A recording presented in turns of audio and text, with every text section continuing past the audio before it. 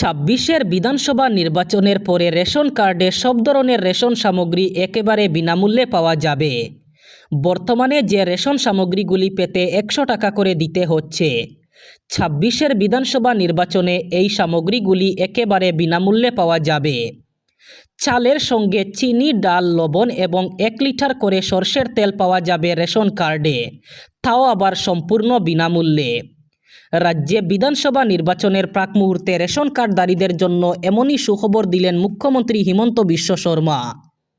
তিনি আগেও ঘোষণা করেছিলেন ২৬-এর বিধানসভা নির্বাচনের পরে রেশন কার্ডে চালের সাথে সাথে ১ কেজি করে চিনি, ডাল, লবণ এবং ১ লিটার সরষের তেল দেওয়া হবে বিনামূল্যে।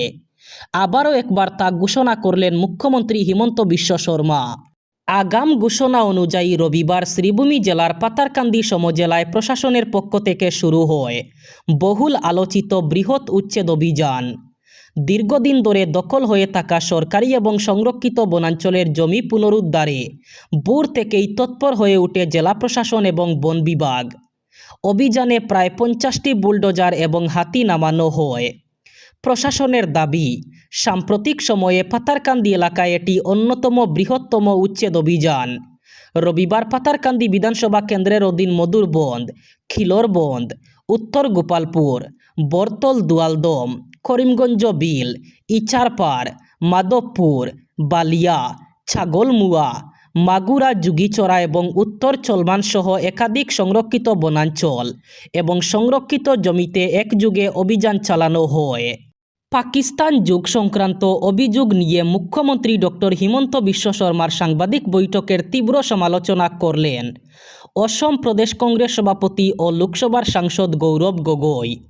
তিনি মুখ্যমন্ত্রীর বক্তব্যকে সি গ্রেড সিনেমার থেকেও খারাপ বলে কটাক্ষ করেন। এদিন মুখ্যমন্ত্রী দাবি করেন পাকিস্তানি নাগরিক আলী তৌকির শেখ এবং এলিজাবেথ গগৈ, যিনি লোকসভায় কংগ্রেসের উপনেতা গৌরব গগৈয়ের স্ত্রী, সংক্রান্ত অভিযোগ অত্যন্ত গুরুতর এবং বিষয়টিকে হালকাভাবে নেওয়া উচিত নয় বলে মন্তব্য করেন মুখ্যমন্ত্রী।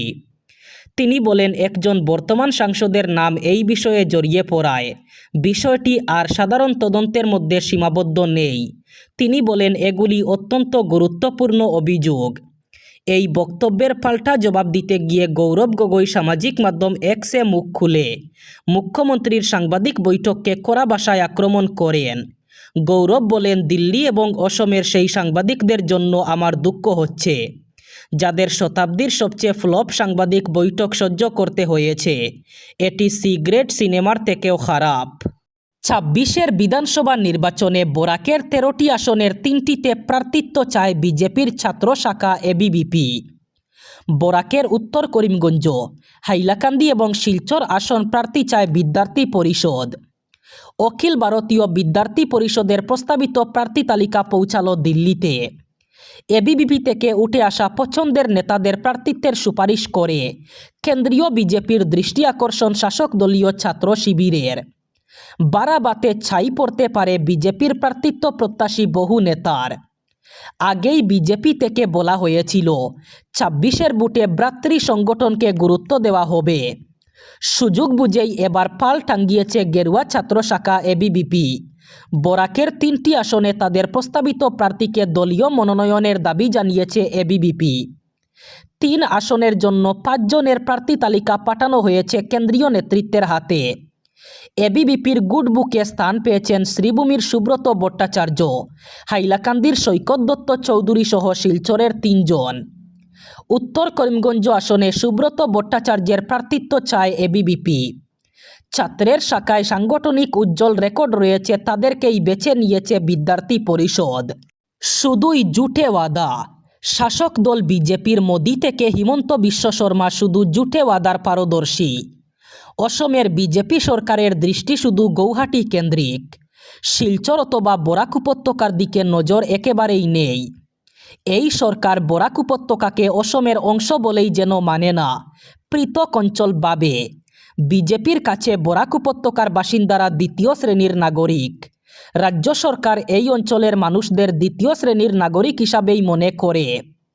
শিলচরে এক সাংবাদিক সম্মেলন করে এই মন্তব্য করেছেন এআইসিসির মিডিয়া কোঅর্ডিনেটর নিগাত আব্বাস।